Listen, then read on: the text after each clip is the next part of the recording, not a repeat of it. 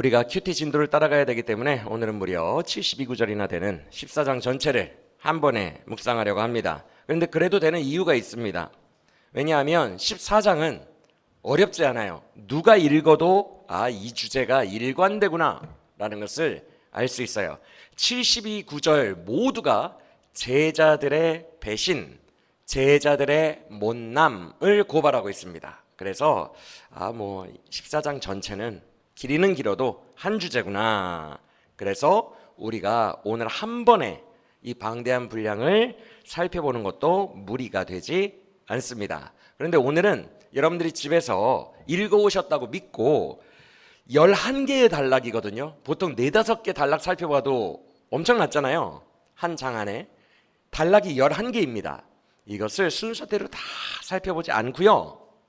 여러분들이 다 읽어오셨죠? 그래서 주제 설교처럼 영적 흐름을 잡고 가면서 그 흐름에 맞는 구절들을 중간중간에 다 확인만 하고 쭉쭉 지나가는 방식으로 하도록 하겠습니다. 이해가 되시죠? 여러분들 스토리 다 아시리라고 믿습니다. 설명 안 합니다. 오늘 본문 내내 제자들은 극도로 못난 모습을 보입니다. 먼저 가룟 유다가 나와요. 제일 먼저. 가룟 유다는 배신해요. 예수님이 유월절 만찬을 하실 때 예고했거든요. 가룟 유다도 있는 자리에서 너희 중에 한 명이 나를 팔 거야 라고 예고하셨어요. 회개하라는 뜻이죠. 근데 회개하지 않았어요. 결국 예수님을 말씀대로 팔아버립니다. 그런데 14장 1, 2절을 보면 종교 지도자들이 이런 말을 합니다. 야, 이번 명절 6월절에는 예수 잡지 말고 명절 지나고 잡자. 왜냐하면 명절에 함부로 그런 일 했다가 밀란이 일어나서 들고 일어나면 안 돼. 그러면 우리까지 위험해지니까 명절 이후에 하자라고 미뤘습니다. 6월절 이후로 미뤘어요. 종교 지도자들이. 맞습니까? 그리고 어떻게 좋은 방법 없나 고민했대요. 2절에. 그런데 여러분, 그들은 미뤘는데 예수님이 언제 죽으셨죠? 무슨 어린 양으로 죽으셨는지 혹시 아세요? 6월절 어린 양으로 죽으셨어요. 분명히 명절 뒤로 미뤘죠. 근데 예수님이 이때 죽으셨어요. 마가복음 기준으로 정확하게 말하면 6월절 다음 날 죽으셨고 6월절 당일 첫째 날, 총 일주일의 절기인데 첫째 날 저녁에 6시 이후에 양을 잡습니다. 그래서 그 양을 먹어요. 그래서 이날을 준비일이라고 해요. 준비일. 양을 밤새도록 뜯어 먹습니다. 그 다음 날까지 양이 남으면 다 불태워버려야 돼요. 밤새도록 가족들이 뜯어 먹거든요. 그래서 양을 잡는 날이 6월절 첫날인데 이날 밤에 가룟 유다가 배신해서 잡히십니다. 그리고 다음 날 죽으셔요. 6월절 명절 기간 내에 죽으신다는 거예요. 이해가 되십니까? 종교 지도자들은 미뤘는데 왜 예수님은 그때 죽으셨을까? 21절 말씀대로 인자는 기록된 대로 가셔야 되기 때문입니다. 주님은 6월절 어린 양으로 죽으시기로 결정하셨어요. 그 구속사의 섭리대로 그는 가시는 것입니다. 종교 지도자들이 미루던 말던 믿으십니까?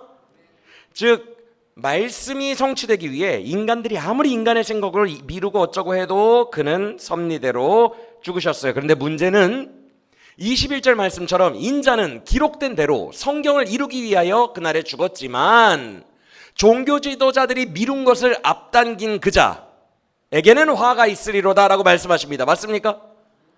종교 지도자들이 미룬 것을 누가 지금 앞당긴 거예요? 다시 도로?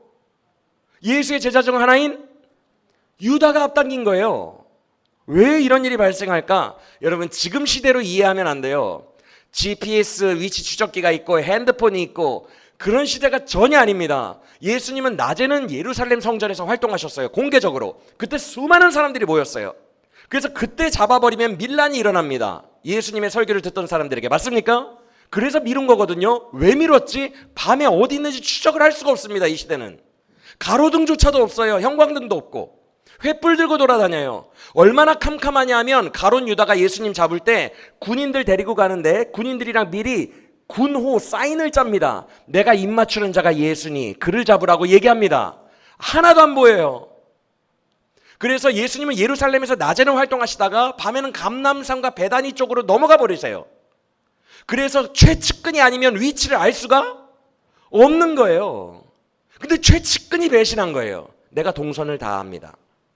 감람산으로 갈 거고 감람산 중에서도 맨날 가시는 그 위치가 있습니다. 그래서 땡겨진 겁니다. 이해가 되십니까? 어찌됐건 잡으려고 했는데 밀란 때문에 낮에 해야 되니까 밀어놓은 것을 유다가 앞당긴 거예요. 판 거예요. 그래서 가룟 유다의 배신은 정말 결정적인 것이고 충격적인 거예요. 예수님 말씀대로 그가 넘겨준 거예요. 그래서 가룟 유다는 오늘 제자들을 고발하는 이 14장 본문에서도 고발되는 제자들 중에서도 정점을 찍습니다. 그래서 14장에서 제일 먼저 등장하는 거예요. 여러분, 우리가 오해하지 말아야 될 게 오늘 14장이 제자들의 못남이에요. 그렇죠? 근데 가룟 유다는 못남이 아니라 악함이에요. 못남과 악함을 구분해야 돼요. 못남은 잘하고 싶은데 연약해서 잘 못하는 걸 못남이라고 해요. 근데 아예 잘하고 싶은 열정조차도 없고 대적하는 것을 악함이라고 합니다. 맞습니까? 가룟 유다는 못나서 못한 것이 아니라 악해서 악한 짓을 한 거예요. 이걸 구분해야 된다는 거죠. 그런데 오늘날 너무 무섭게도 우리 안에 못남만 있는 줄 알았는데 우리 성도 내 안에 악함이 있다는 것을 아십니까? 여러분, 사복음서 모두에 가룟 유다가 예수님을 파는 장면이 나와요. 근데 사복음서 중에 3복음서에 일치하는 내용이 있습니다. 세 복음서마다 가룟 유다가 나 예수를 팔아버려야겠다라고 결단하는 그 순간이 일치해요. 그 순간이 동일하게 그려지고 있어요. 마태, 요한, 마가에. 그런데 가룟 유다가 팔아야지라고 결심을 한 그 바로 앞 사건은 세 복음서에 무조건 어떤 사건이 나오게 돼 있어요? 향유 옥합 부은 여인 사건이 무조건 등장합니다. 이 사건을 가룟 유다가 보고 악독해집니다. 나 팔아버려야겠다, 예수님. 왜? 향유 옥합 여인의 사건이 뭐 그렇게 대단한데? 당신과 무슨 상관인데? 왜 갑자기 그런 마귀의 결단을 하지?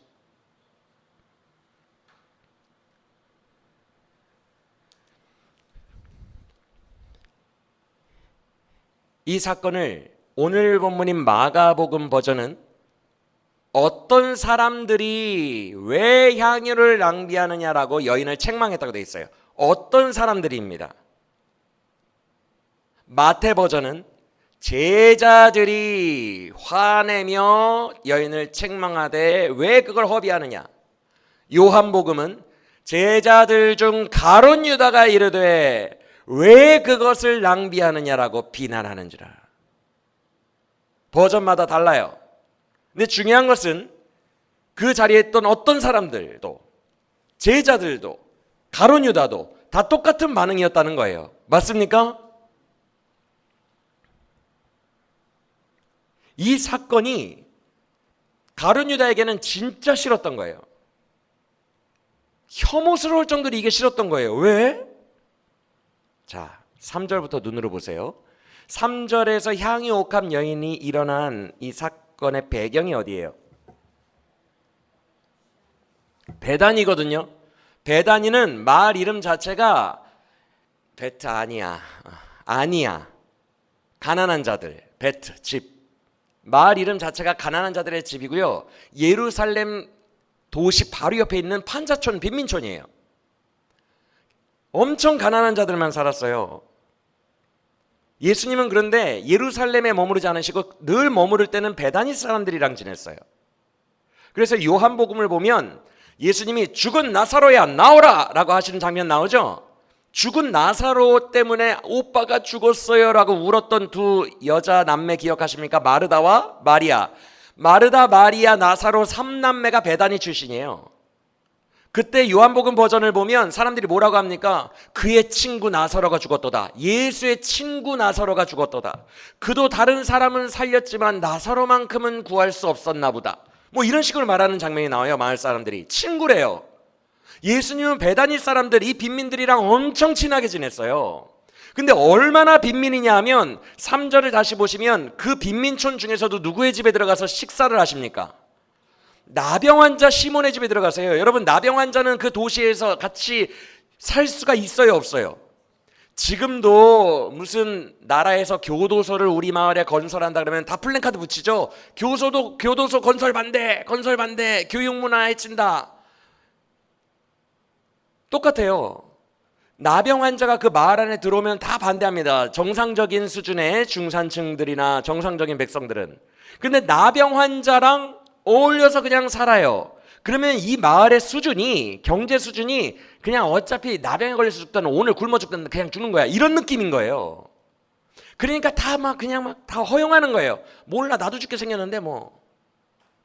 그 정도 빈민들이에요. 다 오늘 내일 하는 사람들이에요. 그러니까 나병 환자가 중간에 또 있는 거예요. 마을 중간에. 그리고 신기한 것은 거기에 예수님이 들어가서 식사하시는데 다 들어가. 이래 죽나 저래 죽나. 그런데 이렇게 가난한 동네고요. 예수님은 그 사람들을 사랑하셨어요. 친구들이에요. 그때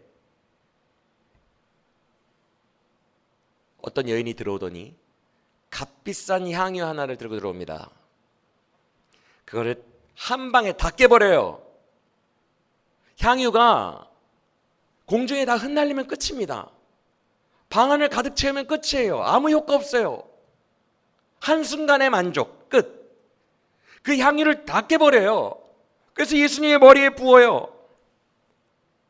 300데나리온이래요. 오늘날의 가치로 3천만 원. 그 빈민촌에서 오늘 죽으나 내일 죽으나 굶어 죽으나 이래 죽으나 다 똑같아. 10,000원이 없어 하는 그 사람들 친구라며. 예수님의 친구라며. 10,000원이 없어서 죽어가는 그 사람들 앞에 3천만 원짜리 깨버렸다고요. 그러니까 사람들이 난리가 난 거예요. 아니, 그 돈이면 10,000원씩만 줘도 3,000명을 살리는데 지금 이 마을에서 이게 할 짓인가? 근데 예수님이 가만두라, 그는 좋은 일을 했다라고 칭찬하세요. 여기에서 가룟 유다가 악함으로 바뀝니다. 이거 너무 중요한 거거든요. 우리 안에도 이런 마음이 있어요.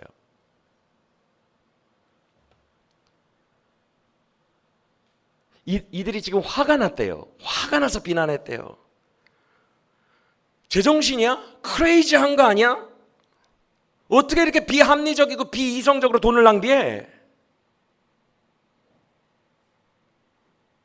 이런 제정신 아닌 것 같은 행동이 교회에서 일어나거나 기독교에서 보이면 화냅니다. 그런 교리, 그런 걸 칭찬하는 예수 안 믿을래? 그런 교회 안 다닐래? 그런 제정신 아닌 크레이지한 그런 가르침을 가르치는 교회 안 다닐래? 10,000원씩만 나눠줘도 3,000명을 살리는데 뭐? 그걸 한 방에 깨뜨려서 머리에 보고 날려버렸다고? 이런 비이성적인 교회, 광신도 같은 교회 안 다닐래? 이게 악함이에요. 왜 악함인지 설명해 드릴게요.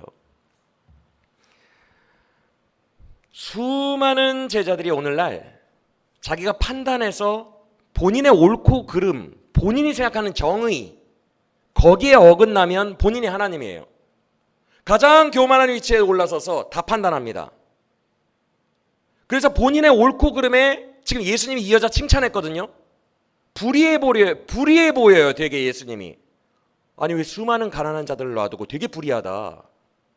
이 낭비를 칭찬하시네. 본인이 하나님이에요. 제일 옳아. 딱 기독교를 판단합니다. 이건 비이성적이고 너무 불의한데? 이런 불의한 하나님, 이런 불의한 교리는 안 믿어. 이게 악함이에요. 자기가 하나님 돼 있는 거예요. 교만한 거예요. 불의와 의를 본인이 측정하고 있는 거예요. 그게 선악과예요.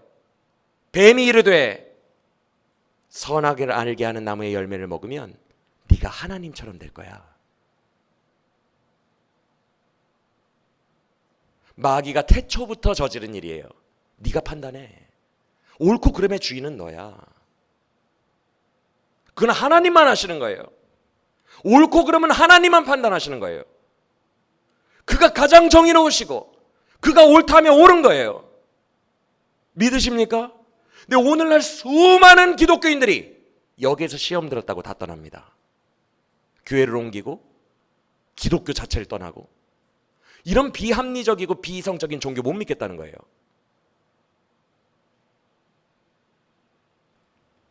제가 예전에 많이 얘기했던 예화 기억나세요? 아프리카 선교사님 이야기. 아프리카는요 지금도 1,000원짜리 항생제 하나가 없어서 애들이 죽어갑니다. 생수 한 병이요 1,000원짜리 생수 한 병이 없어서 애들이 죽어가요. 1분에 수십 명씩 죽어갑니다. 하루에 수천 명, 수만 명이 죽어가요. 다 굶어 죽어가고 병들어 죽어가고요. 1,000원만 있으면 그들을 살릴 수 있어요. 근데 한 선교사님이 어떤 짓을 했다 그랬죠? 그 수많은 죽어가는 아이 중에 한 명을 불치병에 걸렸는데 그 애를 비행기 태워서 서울로 옮겨서 서울에 있는 유명한 대학병원에서 치료해서 수억을 썼어요. 한 명에게. 기독교인들이 난리가 납니다. 그 선교사가 뭔가 꿍꿍이가 있어. 수억 원? 그 돈이면 지금 죽어가는 아프리카 애들에게 물과 항생제를 수만 명 살릴 수 있는데 뭐? 한 여자 아이에게 수억 원을 썼다고? 비리가 있구만. 나 그 선교사님이 선교 후원 안 할 거예요. 나 이제 돈 끊습니다. 이래버립니다. 한국교회 성도들이. 본인이 판단해요. 자기가 계산해요. 수억 원을 그렇게 썼다고? 그게 악함이라고요. 가룟 유다가 왜 배신했는 줄 알아요? 이런 걸 못 견딘 거예요. 너무 이성적이고 합리적인 사람이니까.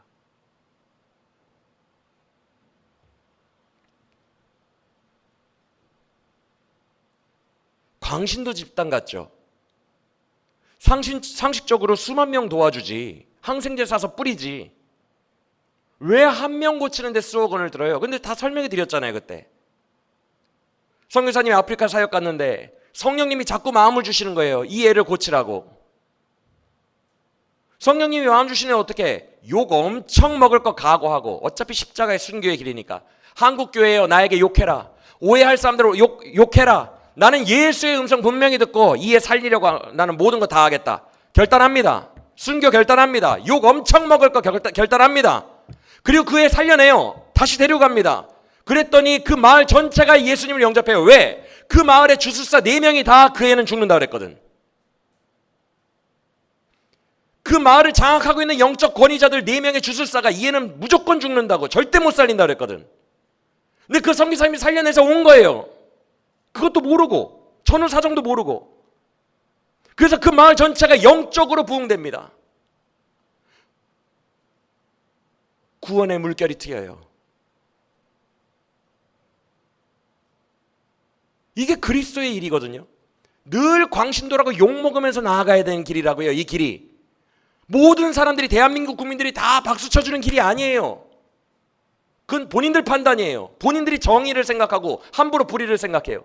우리는 하나님이 옳다 하시고 하나님이 판단하시는 길을 그냥 목숨 걸고 가는 거예요. 욕먹을 각오하고 가는 거예요. 모두가 오해하는 그 십자가의 길을 가는 겁니다. 그게 제자예요. 주님의 선하심을 믿고 머리로 계산하지 않고 우직하게 성령을 따라. 믿습니까? 이게 신앙이거든요. 근데 오늘날 많은 기독교인들이 이 부분에서 딱 팔짱 끼고 판단하고 있다가 저거 좀 불의한데? 옳고 그름 선악을 자기가 분별해요. 그래서 자기가 판단하고 자기가 하나님이 되어서 자기가 결정해요. 이거는 아예 주님 안으로 못 들어간 상태예요. 여러분이 지금 나 이 말씀은 듣고 이 말씀은 동의가 안 돼. 걸을래. 필터링 할래. 여러분이 필터링의 주인이 되고 있다면 여러분이 하나님이에요, 지금.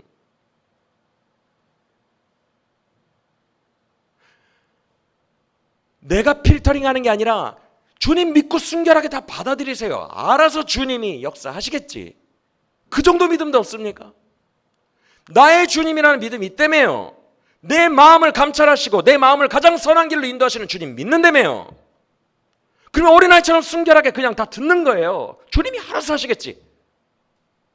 왜 내가 팔짱 끼고 하고 있습니까? 왜 내가 그런 태도로 예배합니까? 왜 내가 그런 태도로 말씀을 듣습니까? 이건 악함이고 교만이에요. 어린아이와 같이 순결하게 행하면 주님이 여러분을 지키실 것입니다. 주님이 여러분을 가장 선하신 길로 인도하실 거예요. 주님이 여러분의 지혜를 주시고 그 길을 허락하실 것입니다. 믿으시길 바랍니다.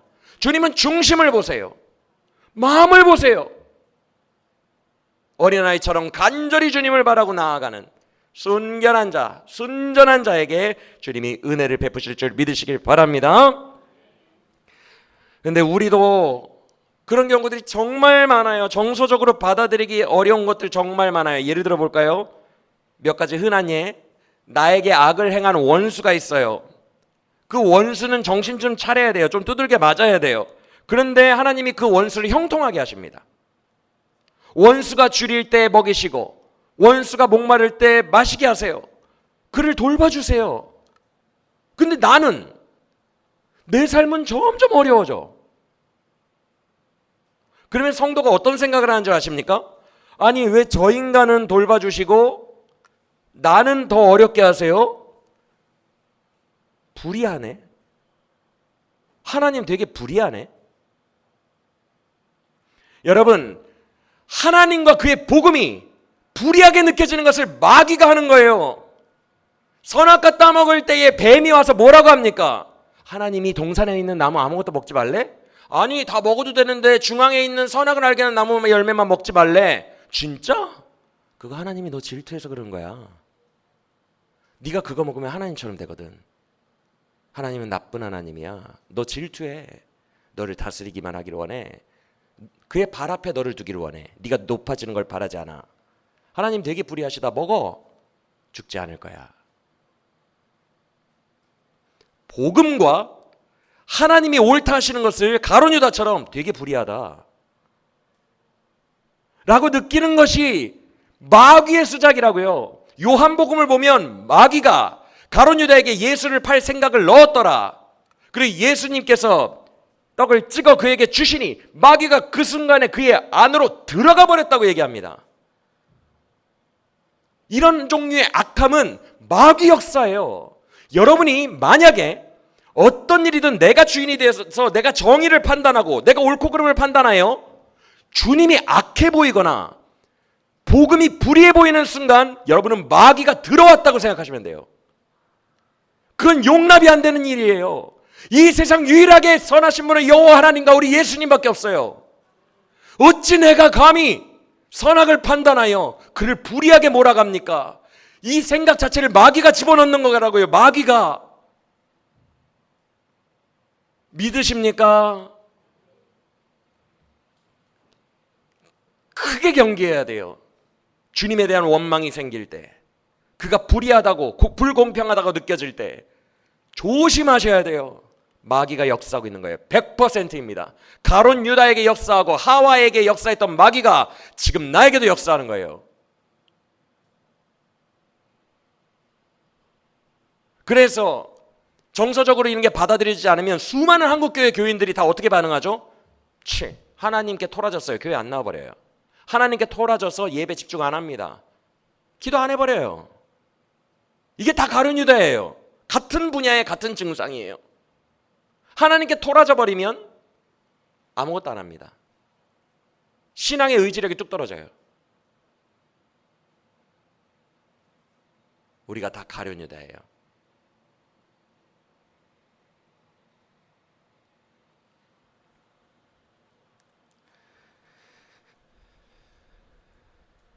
여러분, 내가 가룟 유다와 같은 마음이 있다면 이거 엄청 교만한 마귀의 마음입니다.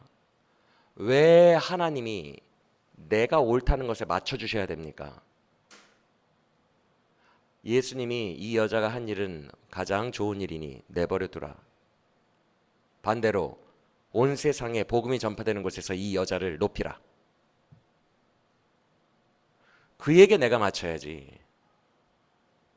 예수님이 옳다 하시면 내 정서를 그에게 맞춰야지. 왜 내 정서에 그가 맞춰야 됩니까?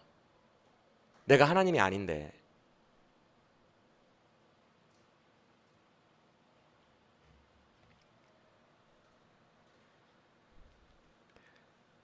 우리의 교만함이 가룟 유다와 비슷한 유형의 악함임을 오늘 이 시간에 깨닫고 나도 가룟 유다였구나 라고 생각하는, 그리고 회개하는 우리 모두가 되기를 원합니다.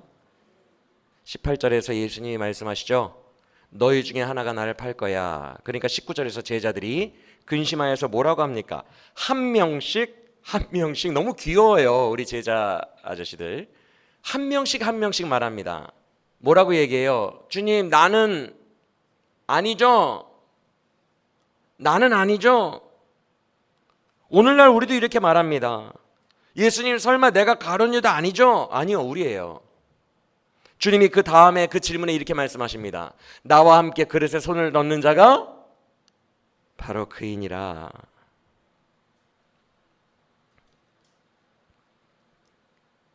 이게 왜 우리예요? 여러분, 그릇에는 손 다 넣거든. 그럴 수밖에 없어요. 그 6월절 저녁 만찬이 떡그릇이 있고 소스 그릇이 있어요. 제일 먼저 떡그릇을 돌려요. 그럼 자기 떡 하나씩 가져요. 이렇게 전병같이 생긴 거, 무교병, 누룩 안 들어간 납작하고 맛없는 거. 그 떡을 이렇게 나누면은 자기 거 하나씩 들어요. 쭉 돕니다. 그릇 다 손 넣거든요. 그 다음에 소스 그릇 돌아요. 그래서 소스에다 떡 찍어요. 손 또 넣거든요. 다 찍어요. 근데 주님이 그러셨어요. 나는 아니죠. 나는 아니죠. 나와 함께 그릇에 손을 넣은 자가 그니라. 다 넣었는데 이제 앞으로 14장에서 다 배신할 거예요.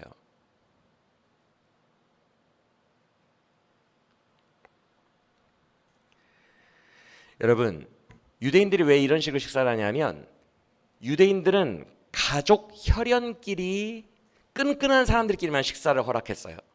그래서 다 서로에게 기대어 누워가지고 일부러 다 돌립니다. 하나의 떡을 다 돌려요. 이렇게 한 그릇으로. 그래서 우리는 한 혈맹, 하나의 공동체, 그리고 우리는 끈끈한 가족이야. 이것을 되게 중요하게 생각해요, 유대인들은. 그래서 주님이 지금 나와 함께 그릇에 손을 넣는 자가 팔리라라는 말은 속에 주님의 심정이 담겨 있어요. 내가 가족이라고 생각했던 너희가 나를 팔 거다. 나와 함께 3년 동안 먹고 마신 너희가 나를 팔 거다.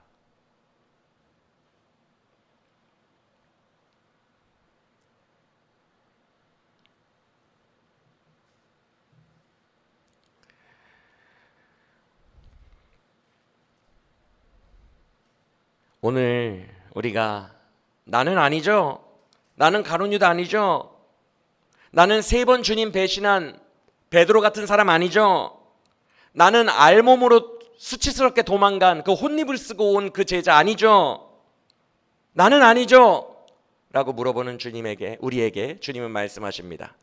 내가 가족처럼 생각하고 늘 함께 나와 함께 먹고 마셨고 그릇에 손을 함께 넣은 내 가족, 네가 바로 그다. 그래서 오늘 본문에 나오는 14장에 나오는 제자들의 모든 모습은 다 우리의 모습이에요. 가장 먼저 못남을 넘어선 악함의 모습을 가진 가룟 유다의 모습도 우리에게 있으니 이것은 우리가 즉시 회개하고 예수 그리스도의 통치 안으로 겸손히 들어가는 우리 모두가 되시기를 예수 그리스도 이름으로 축원합니다. 악함은 회개해야 돼요. 이건 회개해야 되는 부분이에요. 오늘 본문에서 왜 제자들이 분별이 안 되는 줄 압니까? 주님께 맡기고 의지를 하지 못하고 모든 걸 내가 판단하기 때문에 그래요. 향유옥합 부은 여인이 예수님의 장례를 준비하려고 그런 행동을 했다고 예수님이 직접 8절에서 언급하셨습니다. 맞습니까? 아니 그런데 왜 이 여인은 장례를 준비했는데 1, 2절에서 종교 지도자들이 은밀하게 예수 죽이자라고 분명히 모의를 했어요. 그 바로 다음 문맥에서 여인이 와서 장례를 준비합니다. 왜 이 여인은 안 것을 이 못난 제자들은 아무도 몰랐을까? 정작 제자들이, 정작 기독교인들이 우리가 간파를 못해요. 시대를 읽지도 못하고 지금 예수님이 내일 죽으신다는 것도 몰라. 예수님의 마음도 몰라. 예수님의 뜻도 몰라. 예수님이 울고 있는 곳이 어딘지도 몰라. 나 먹고 사는 것만 엄청 바빠. 내 코가 석자야. 내 삶의 문제들로도 정신이 하나도 없어. 그러니까 시대도 읽지 못하고 지금 주님의 마음이 있는 곳도 읽지 못하고 주님의 뜻도 모르고 아무것도 모르는 거예요. 이게 오늘 본문의 제자들의 못남이에요. 어쩜 이렇게 분별하는 것마다 예수님의 뜻과 정반대로 분별하죠? 자아가 살아있어서 그래요. 우리가 우리의 인생에 주권을 쥐고 있어서 그래요. 그러니까 내 입장에서 분별을 하니까 정반대로만 분별하는 겁니다. 이런 제자들의 모습도 우리의 오늘날의 답답한 모습임을 믿으십니까?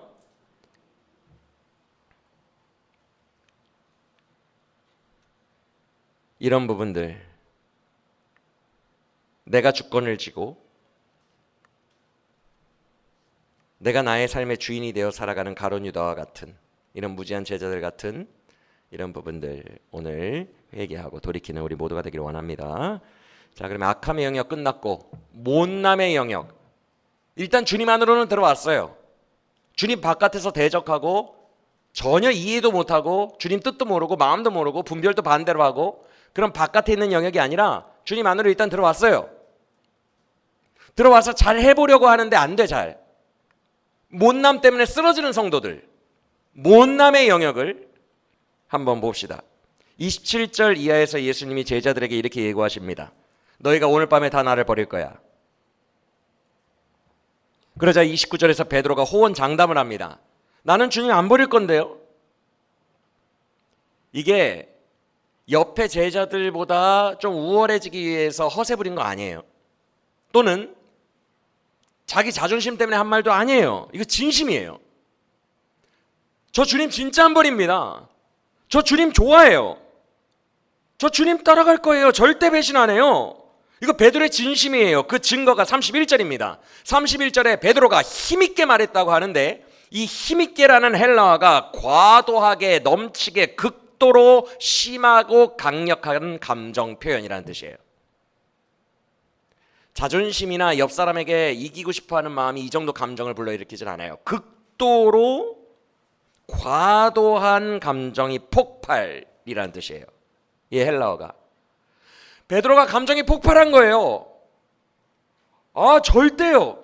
주님 절대 배신 안 합니다. 나 주님 진짜 좋아해요. 나 진심이에요. 라고 얘기하는 거예요. 심지어 베드로가 뭐라고 하죠? 다른 사람은 다 주님을 버릴지언정 나는 주와 함께 죽을지언정 주님 배신하지 않습니다. 라고 얘기합니다. 맞습니까? 주와 함께 뭐 한다고요? 죽겠대요.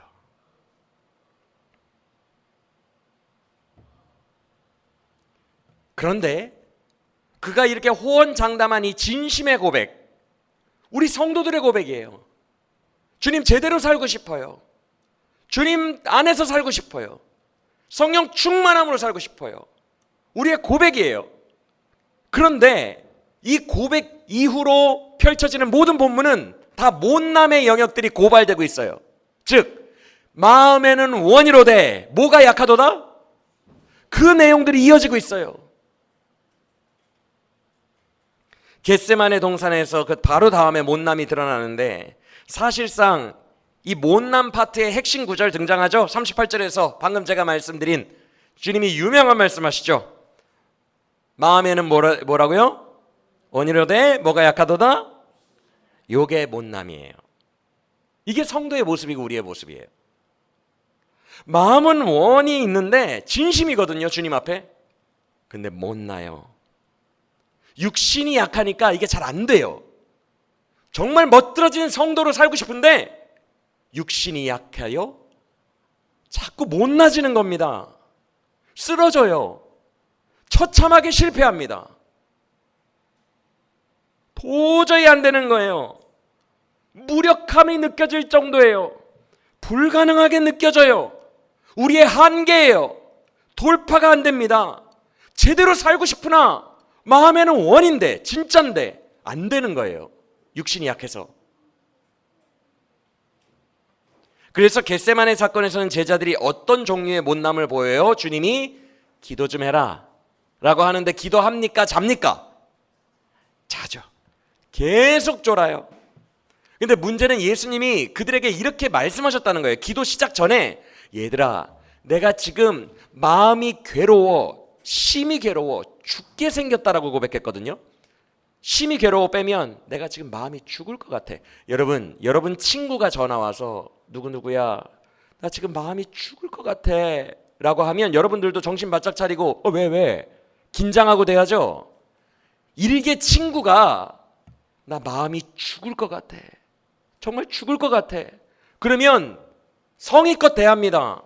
근데 예수님이 지금 그랬거든요. 내가 마음이 심히 고난하여 괴로워서 마음이 죽을 것 같아, 그러니 날 위해 함께 기도해 줄 수 있겠니? 근데 자버립니다. 예수님이 이렇게까지 얘기했는데도 자요. 예수님이 이런 약한 말을 한 적이 없어요. 지내시면서 예수님답지 않게 약한 말 하십니다. 마음이 죽게 생겼다고. 중간에 예수님이 오십니다. 너는 나와 함께 1시간도 깨어있을 수 없더냐? 깨어 기도 좀 해줘라. 중간에 와도 하면서 또 자요. 이게 성도예요. 이게 우리의 삶이에요.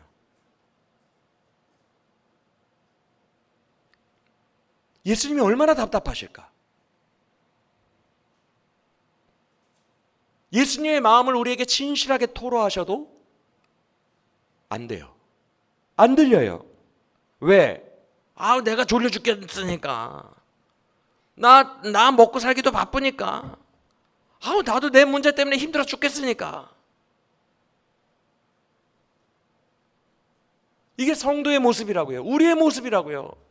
방금 전 예배 때 와서 베드로처럼 진심으로 고백합니다. 눈물을 흘리며 예배 때 성령 안에서 주님, 다른 사람이 다 주님 배신해도 나는 주와 함께 죽을지언정 주님 배신하지 않겠습니다. 나는 주님 진짜 사랑합니다. 고백해요. 삶으로 돌아가면 너는 나에게 1시간도 깨어있을 수 없더냐? 내가 이렇게 마음이 죽겠는데 내 마음을 왜 몰라주느냐? 나 먹고 살기 바빠요. 나도 죽겠어요. 그렇게 살다가 처절하게 패배하고 돌아와서 다시 예배 때에 주님, 나 진심입니다. 제대로 살고 싶습니다. 또 삶으로 가면은 처절하게 패배했다가 또 예배 때에 말로만 고백하고 마음으로만 고백해요. 무한 반복. 이게 성도예요. 우리의 현실이에요.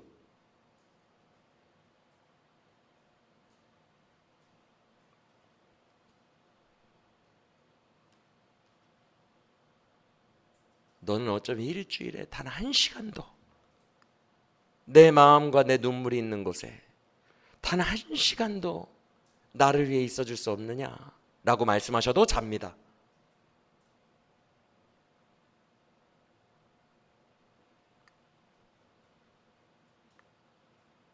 이지경이니 예수님의 마음을 알아, 예수님의 마음을 헤아려 예수님이 원하시는 그곳에 내 인생을 갈아 넣겠습니다라는 성도가 이 땅에 몇 프로나 될까요? 1시간도 내 마음을 알아줄 수 없느냐? 1시간도 알아줄 수 없는데 인생을 갈아 넣겠다는,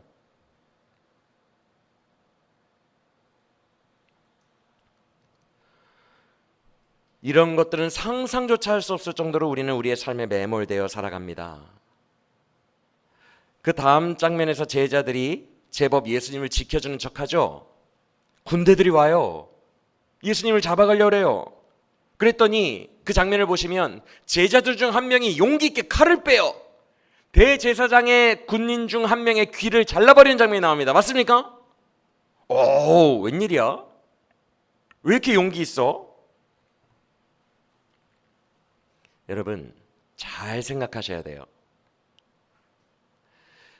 이들은 갈릴리 출신 어부예요. 지금 자기들이 감히 귀를 자르고 건드린 사람은 유대 최고 공권력을 가진 대제사장, 대통령이거든요. 대제사장의 군인이에요. 갈릴리의 어부들이 공권력 최고의 군인을 건드려 버린 거예요. 귀를 자른 거예요. 우와, 대단한 용기네. 왜 이런 용기가 나왔는지 아세요? 왜 그들이 맞섰는 줄 아세요? 예수님이 장풍 쏴서 기적으로, 그의 능력으로 다 군인들을 물리칠 거라고 생각했기 때문에 거대한 사람 옆에 빌붙은 졸개들이 용기를 가지는 것처럼 용기를 낸 거예요. 왜? 예수님이 나 잡아가라, 성경을 이루려 함이라라고 순순히 잡히시는 순간 뭐야 이거 그러면서 다 도망가니까. 이해가 되십니까?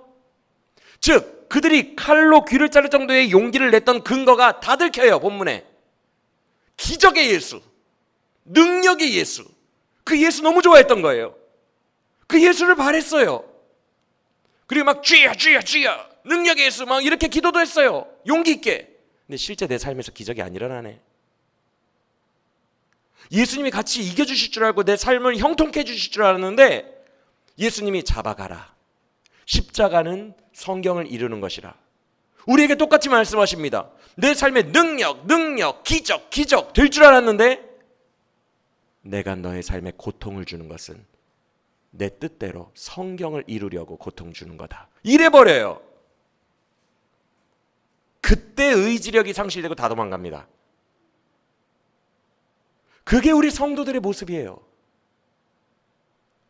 내가 기대했던 그림, 내가 원하는 형통케 하시는 막강한 예수, 그 예수가 의외로 가장 참혹한 자리, 가장 낮은 자리인 십자가에 순순히 내려가시고 고통을 받아들이실 때, 나 고통 싫은데, 나는 형통의 예수, 복 주시는 예수만 좋은데, 그러면서 떠나가 버리는 거예요. 그 전까지 그 제자들이 용기 냈던 것은 다 가짜인 것처럼 그 전까지 믿고 따랐던 신앙인들은 다 가짜예요. 고통과 십자가의 자리를 받아들일 수 있는 신앙인만 진짜예요. 이해가 되십니까?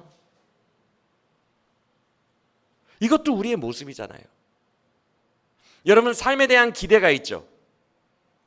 주님 이 정도면은 나 형통케 해주시고 나 병도 고쳐주시고 나 돈도 주시고 좀 해주셔야 되는 거 아닙니까?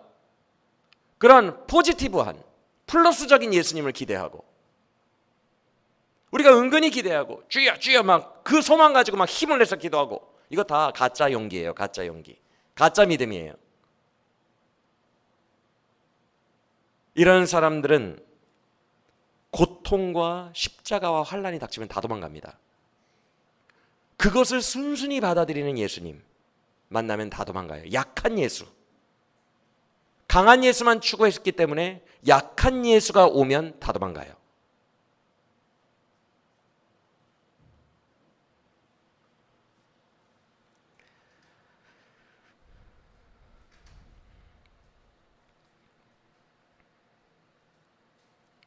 이것도 우리의 못남임을 인정하십니까? 강한 예수만을 추구하는 우리의 모습, 우리의 기대에 어긋나면 주님 버리고 도망가는 모습. 그 다음에 51절과 52절에 한 청년 이야기가 나옵니다. 이 청년은 이 책의 저자인 마가일 거라고 많은 학자들이 이미 연구를 했어요. 그 근거들이 있는데 다 설명하기에는 지엽적인 부분들이고, 이 이야기의 저자인 마가가 자기를 멋지게 써놓은 게 아니라 자기의 최악의 모습을 써놨어요. 가장 낮은 모습을 써놨어요. 일부러 복음을 증언하기 위해서. 이 마가는 청년이라고 되어 있는데 이거 굉장히 어린 나이를 말합니다. 30살에 아직 이르지 못한 거예요. 성인 나이에. 청년인데 그래서 유월절 만찬에 같이 참석을 못했어요. 왜? 지금 동선을 보면 유월절 만찬을 마치고 제자들이 다 찬미하며 감람산으로 그 복장 그대로 따라갔거든요. 외출복 입고. 그래서 막 칼도 막 하고 막 그랬거든요. 근데 이 청년은 외출복을 입고 있어요? 혼니부를 두르고 있어요? 혼니부를 두르고 있어요. 유월절 만찬에 같이 참석한 자가 아니에요. 혼니불은 고급 리넨 재질을 말해요. 부잣집 아들이라는 거예요. 마가의 다락방을 건네주었던 그 마가입니다. 부잣집, 다락방에 120명이 들어갈 수 있는. 자다 나온 거예요. 왜? 군대가 예수님 잡으러 간다는 소식을 들었거나 받거나 했겠지. 이 마가도 진심이었어요. 얼마나 진심이었냐면 뭐? 예수님 잡으러 간다고? 그러면서 혼이불을 두르고 알몸체로 그냥 이불만 두르고 나왔어요. 그 정도로 진심이에요. 예수님에 대한 마음이 진짜라고요. 막 황급히 달려 나왔어요. 그런데 그런 진심의 마음을 가진 마가도 병사들이 그의 어깨를 딱 잡는 순간 무서워 하면서 이불을 벗어버리고 알몸으로 도망갑니다. 여러분, 우리 시대 때도 알몸으로 거리를 활보하면 수치스럽지만 이 당시에는 알몸을 정말 수치스럽게 여겼어요. 그래서 구약 성경을 보면 일부러 다윗의 사신이 왔을 때에 적국의 왕이 다윗에게 수치를 주기 위해서 볼기 부분만 다 옷을 잘라버리고 보내잖아요, 사신들을. 그러니까 다윗이 화나가지고 다 전멸시켜버리잖아요. 알몸이 남자가 드러나는 것은 엄청난 수치를 여겼어요. 근데 마가가 진심으로 왔거든요. 근데 너무 무서우니까 알몸에 수치심이고 뭐고 간에 그냥 못남을 다 드러내면서 벗고 도망간 거예요. 자기의 인생의 가장 못남을 고백해놓고 있어요. 왜? 이게 우리야. 이게 당신이야. 이게 나고 이게 너야. 우리가 다 이런 자들이야 라는 것을 고백하기 위해서 그런 거예요. 믿습니까? 여러분, 우리도 마찬가지예요. 그 죄 짓고 하면은 뻔하게 내가 부끄러운 것 수치의 자리에 눌러 앉을 것을 알아요. 아는데도 예수 그리스도의 영광의 옷을 벗어버리고 그 수치의 자리로 가요. 그 죄의 자리로 가요. 부끄러운 자리로 또 가요. 그 더러운 자리로 또 간다고요. 알면서도.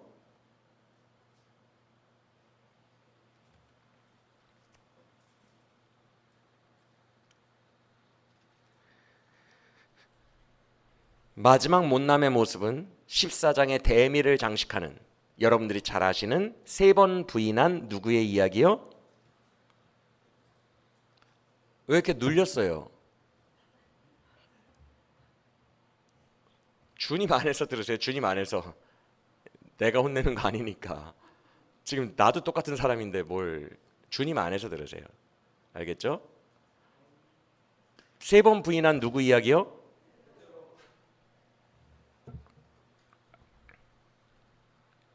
너무나 유명한 사건이죠. 설명이 필요합니까? 예수님이 분명히 예언하셨어요. 베드로야, 네가 닭 2번 울기 전에 나를 3번 부인하리라.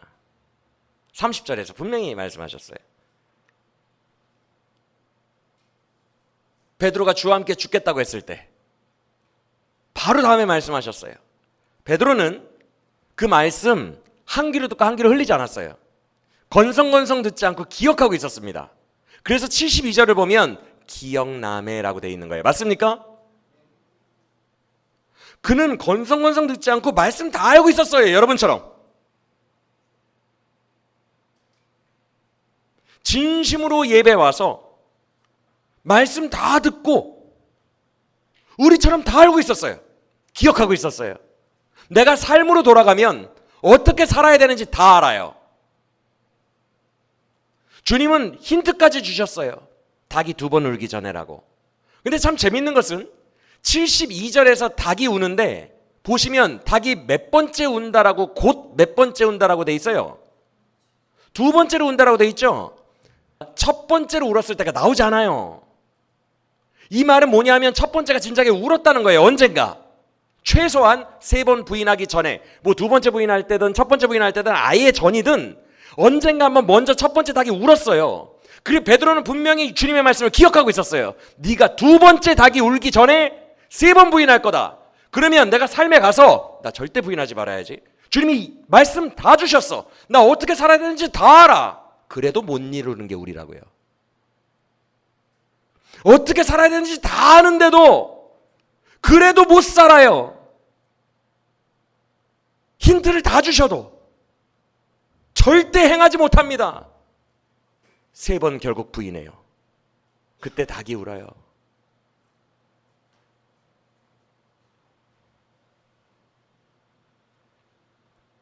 심지어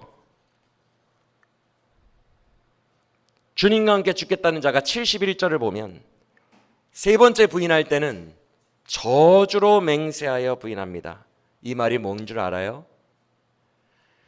유대인들은 정말 맹세를 세게 하고 싶으면 자기 스스로에게 저주를 걸어요. 만약 내가 거짓말이면 하나님이 나를 심판하셔도 됩니다. 나는 하나님의 저주를 받겠습니다라고 유대인들이 정말 다급하고 진짜 진실하고 정말 마지막에 거는 저주가 이거예요. 근데 세상에 몇 시간 전에 내가 주와 함께 죽겠나이다. 네가 닭 2번 울기 전에 말씀도 다 알아요. 몇 시간 전에 그렇게 진실로 고백했던 베드로가 3번째 궁지에 몰렸을 때는 얼마나 위급한지 자기 자신에게 저주를 걸어요. 나는 예수 몰라요. 내가 만약에 거짓말하면 하나님의 심판을 받아도 좋아요. 그랬더니 닭이 꼬꼬댁 울어요. 그때 72절을 보면 베드로도 울어요. 왜 울었을 것 같아요?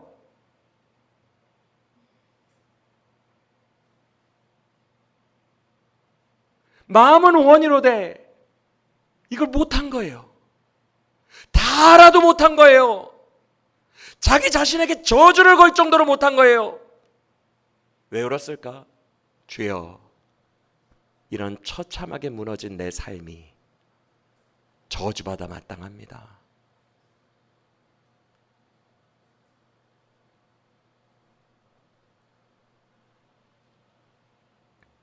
내가 내 입으로 저주했어요. 죽이셔도 할 말 없어요. 내가 이렇게까지 무너지다니. 내가 어떻게 다 알고 내가 진심이었는데 내가 이렇게까지 무너지다니. 나는 왜 이렇게 구제불능이지? 나는 왜 이렇게 살면서 처참하게 무너지지? 다 알아도 왜 못하지? 정말 저주받았나? 정말 심판받을 자인가? 그래, 난 성도도 아니야. 나는 심판받고 저주받을 자야. 내 삶에서 성도다운 삶이 하나도 없어. 너무너무 처참해. 제대로 살고 싶은데 왜 맨날 무너지는 거야? 다 아는데도 왜 이렇게 무너지는 거야? 베드로가 울어요. 이 느낌 때문에.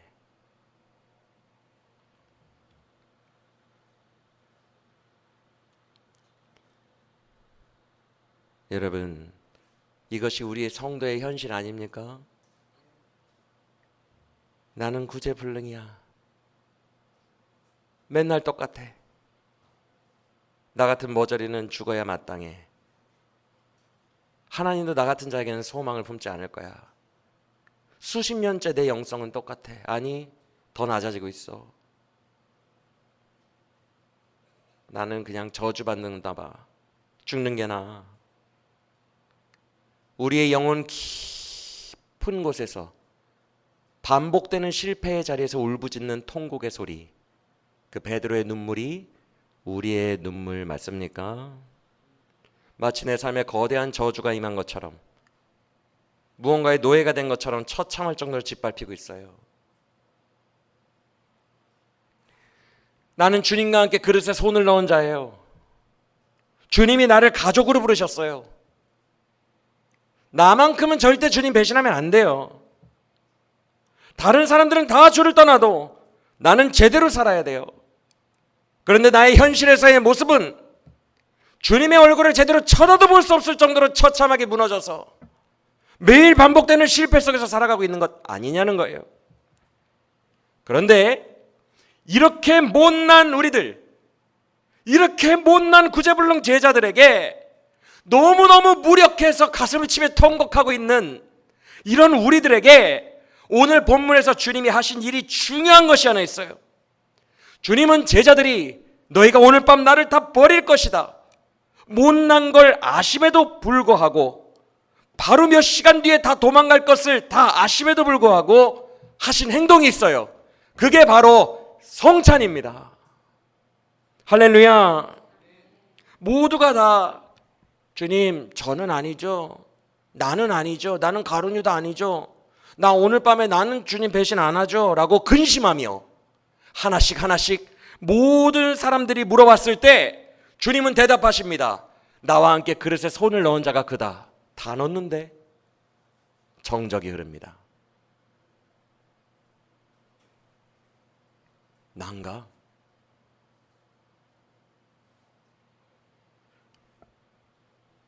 자기의 떡을 소스에 찍기까지 했는데 먹지를 못해요. 정적이 흘러요. 근심하고 있어요. 그때 주님이, 잘 들으세요, 아까 다 설명드렸어요. 그릇을 돌리면서 자기 떡 자기가 하나씩 가지고 있어요. 맞습니까?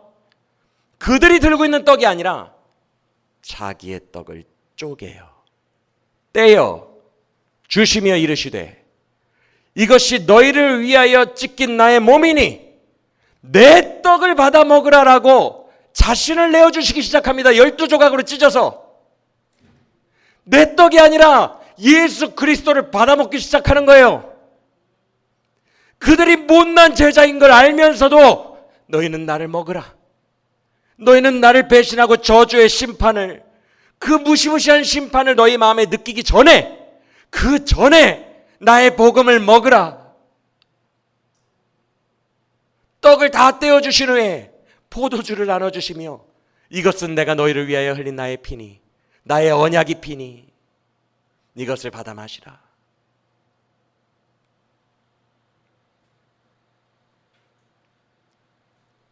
축복기도 하시고 떡을 들어 축복하시고 잔을 들어 감사기도를 하신 후 이 복음을 받아 먹으래요.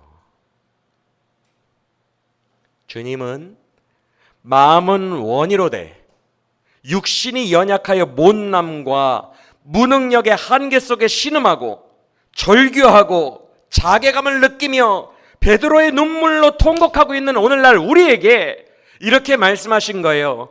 너희는 내 몸을 먹고 내 피를 마시라. 내가 연약한 너를 위해 이제 나를 내어주겠으니 나를 먹고 마시라 라고 말씀하시는 거예요. 주님은 제자들이 배신할 것을 아시면서도, 우리가 못난 것을 아시면서도 우리를 절대 포기하지 않으신 거예요. 할렐루야.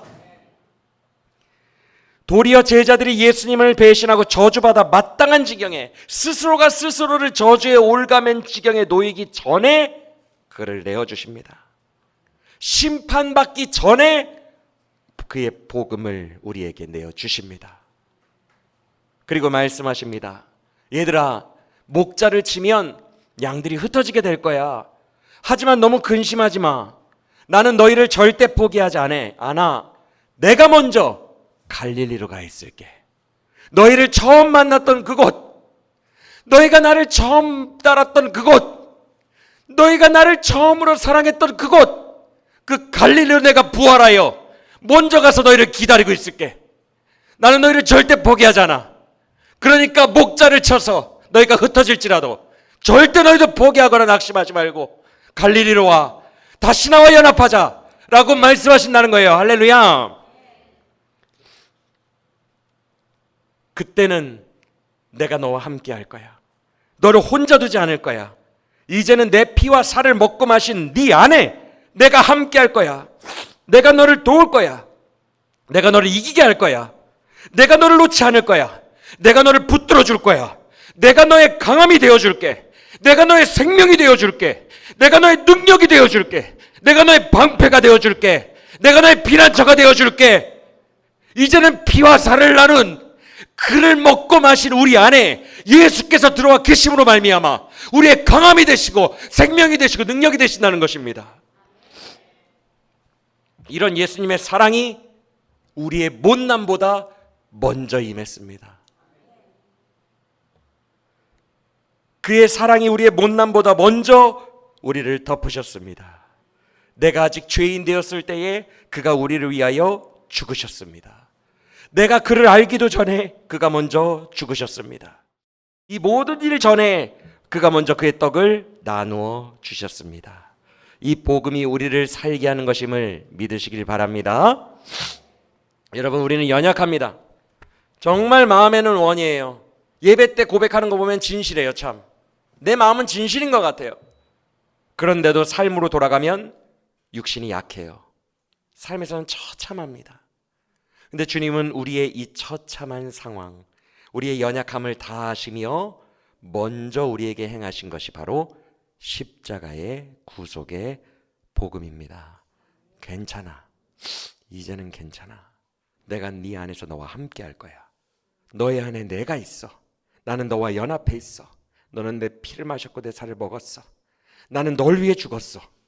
나는 나를 내어주어 너를 얻었어. 이제 나와 함께 가자. 이 복음이 우리에게 소망이 되고 능력이 됨을 믿으시길 바랍니다. 이 사랑의 복음이 우리를 다시 일어나게 합니다. 어제 8번 무너졌어도 9번째 오뚜기처럼 오늘 일어날 수 있게 합니다. 이전보다 더 강한 믿음으로 일어날 수 있게 합니다. 이 사랑의 참아주심과 이 사랑의 먼저 내어주신 복음이 나를 살립니다. 이 복음이 우리를 인도합니다. 우리 안에 함께 계신 예수님이 다시 사랑으로 우리를 일으키시고 우리의 모든 것 되십니다. 할렐루야.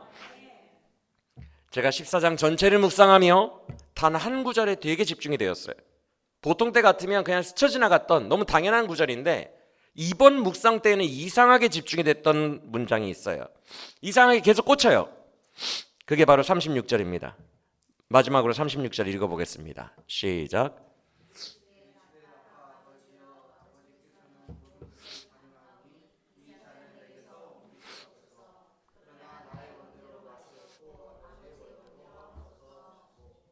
유명한 구절이에요. 잘 아시죠? 너무 유명하니까 보통 때 같으면 그냥 그러면서 넘어갔을 거예요.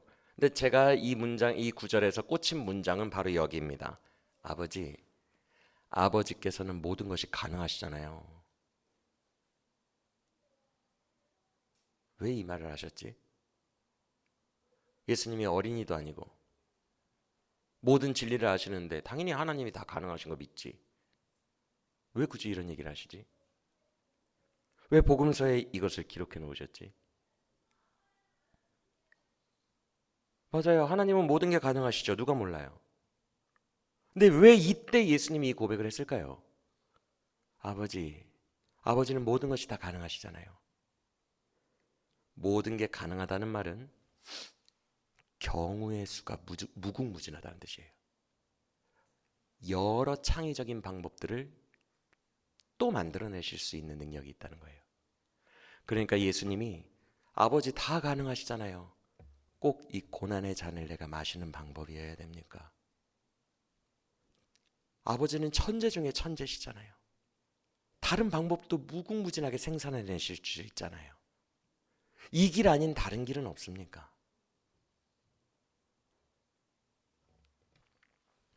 주님은 한계에 갇히신 분이 아니에요. 하나님은 무궁무진하신 분이에요. 제한이 없는 분이에요. 그러니까 예수님이 이런 기도를 드렸거든요.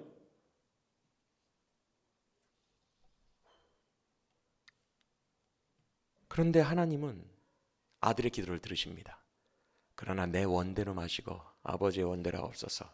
그래 아들아, 내 원대로 할게. 십자가의 길이 그거야. 모든 게 가능하시고 방법이 1000만 가지인 하나님이 왜 십자가의 길을 택하셨을까요? 이 구절이 담은 의미가 뭘까요?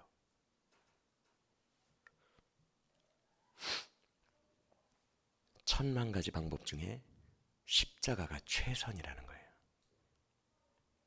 하나님 아버지가 하실 수 있는 가장 큰 지혜가, 가장 큰 능력이 십자가 안에 담겨 있어요.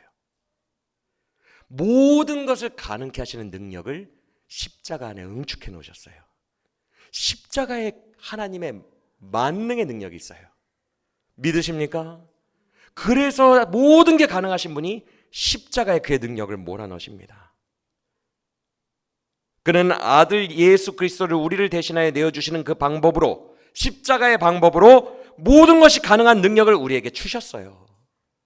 믿으십니까? 십자가 안에 능력이 있다고요.